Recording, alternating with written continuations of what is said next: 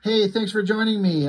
Digging through all my books. I keep coming across stuff that I forgot that I had. This is from the winter of 1991. So way back in that magical time of craziness in the era of comics.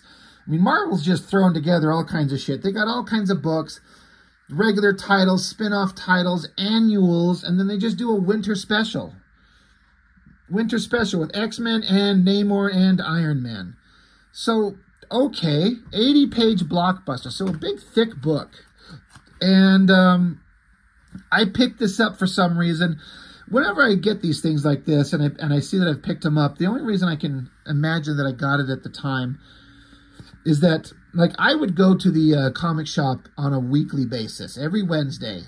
You know, I got to pick up the new books. I'm excited. There's so many interesting things going on. But sometimes, on rare occasion, amidst the sea of everything I was looking forward to getting, there's not actually anything there that I want. There's just no books that week that I'm interested in. So I got a few bucks in my pocket. Let's just pick up something else. And so you get an Eric Larson cover of X-Men and Namor and Iron Man. I'm like, okay, let's get this. Why not? You know, $2.25. That was a lot of money for a single book. God, imagine getting an 80-page comic from Marvel today. It'd be like $8. Some bullshit. So, I hadn't looked at this thing in forever. Years and decades. And flipping through it, there's nothing in here except one thing of any kind of interest. Really, there's nothing in here I really like. But there's one thing that's part of an important conversation. I'm sure I'll probably have it in the description, so you'll probably already know what I'm talking about here. But we will get to it, the last story in this book. But the opening stuff, I mean, so, yeah, like this story says it takes place when the X-Men were believed to be dead. So this is 91. So this is way before, or this is happening when the X-Men were in that era where Jim Lee was taking over and the X-Men were going to become the super juggernaut that they eventually became. But there was that era, the Australian Outback era, that I kind of missed a lot of those stories. I've been collecting up some of those old Uncanny X-Men issues, and I'm going to be going through them. But it's just telling you when this is basically the story is taking place at a time a little bit in the past from where the current comics were. And, you know, I don't care for much of this. I don't recognize any of the creatives. Michael Higgins is the writer and letterer, so that's interesting. I don't know if I've ever seen where the writer is also the guy doing the lettering. M.C. Wyman, penciler, Sam De La Rosa, inker. I've heard the name De La Rosa as far as inks, but no one that I know. Not particularly thrilled too much with the story. This girl, she ends up getting her mind connected to the Sentinel body, and then we cut back to the X-Men. This is that X-Men Australian Outback era. You know, Colossus just wore his little diaper, and that's all he had on. Psylocke in her original, like, British form with that butterfly-looking telepathic kind of manifestation of her power. I didn't care for it too much. It's all fine. The art's kind of fine. I did always dig that shot of Wolverine right there. I don't dislike, but I don't love any of this artwork. It's just kind of okay. But this shot of Wolverine always stuck out. I thought the mask looked kind of cool. The angle on his face, the muscular arm, just everything about it just kind of works in a weird way. I do dig that. But, you know, the X-Men are fighting some Sentinels. They're doing X-Men-y shit. Colossus is running around looking like a big, shiny, silver bodybuilder, which is exactly what he is. But yeah, I'm just gonna skip by all this. I don't, again, there's nothing interesting going on here. I don't particularly care for it. The Sentinel has some kind of, he's gonna take over. He's gonna coming up with a way to bring forth the programming all Sentinels are programmed to do, which is like kill all mutants. But the X-Men have to stop him. He's gonna like use the power of the sun to defeat the X-Men, and who cares, right? This is the thing.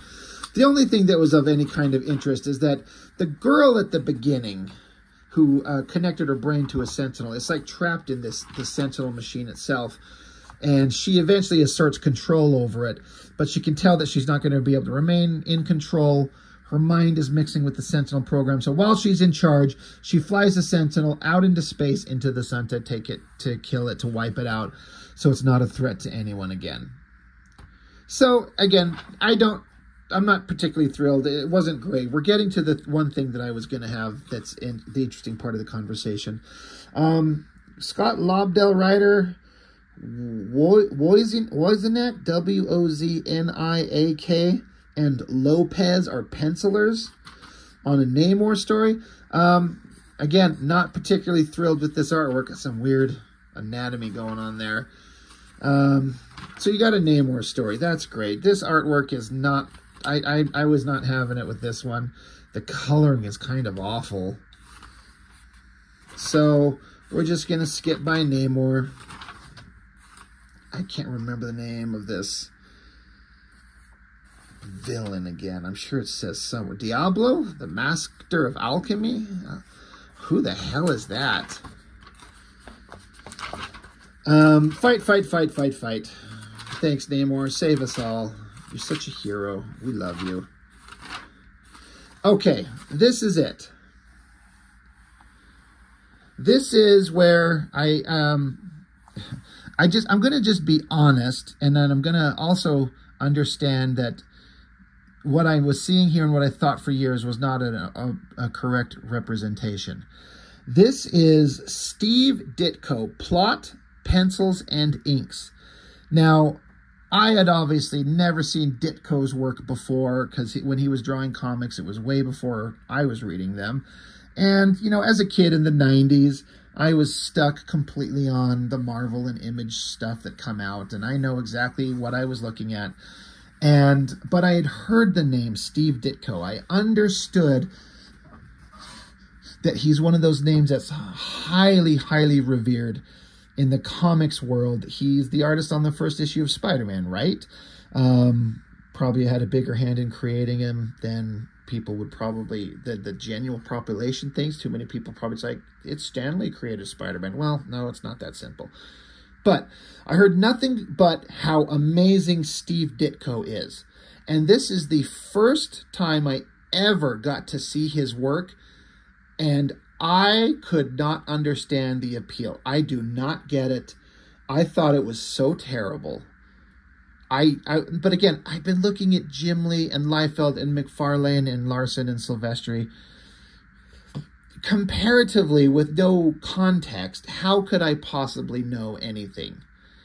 And then it's also the coming of Squirrel Girl. And then I'm like, what? Squirrel Girl? Like, what are you? You've got to be kidding me. Is this a joke? But it's played completely seriously. Iron Man was another one of those characters, like, I mean, I don't think it's inaccurate to say that pre-Robert Downey Jr., Iron Man was at best a B-level Marvel character. He's a classic. He'd been there in the Avengers since the beginning. Major Marvel character, but he was never Captain America or the Hulk or Spider-Man or Wolverine or any of those guys. He was like secondary at best, but now he's absolutely top tier. But, you know, so I'm like, okay, we got Iron Man, but this is something that, is this what Ditko's work looks like? I'm like, what is the reverence for this stuff? It's not good. So that's what me in 91 was saying. You know, I was 13 years old, 12, 13, and I don't get it. I do look at it now, and I'm still not that impressed. But I can see, like, storytelling is there, clarity is there. It's that old school kind of drawing, and so I understand better that what I was seeing at the time as a kid without any kind of understanding. I can see that there's more to it than flashy Image comic style drawing. That's what I had to grow up and learn.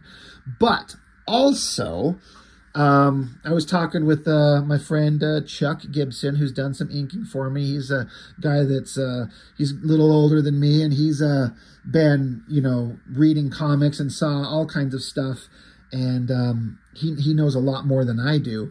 And I talked about how I read this one story by Ditko, and I did not understand. And he pointed out to me, he said, the stuff that I was seeing here is not Ditko's best stuff. I believe Chuck said, if he watches this video, he'll chime in the comments probably. I think he said that he had also, he didn't understand the appeal of Ditko until he saw a certain type of work. And then he's like, there's where the masterwork is. There's the brilliance. It's in this stuff, not this type of thing. So I hope that I'm making sense. I don't mean any disrespect to the guy. The story of Steve Ditko is really fascinating. It's really interesting. It's kind of a shame that I just heard nothing but reverence for this guy's work. And I would read this and I'm like, it's so old school. It's so old-timey in its presentation. I'm like, why is this interesting? And then I could not get past this Squirrel Girl. She's goofy, she's weird, and her mutant powers are that she's part squirrel, like part squirrel with the tail and big old teeth and black spotted eyes. Like, this is the dumbest thing I've ever seen in my life.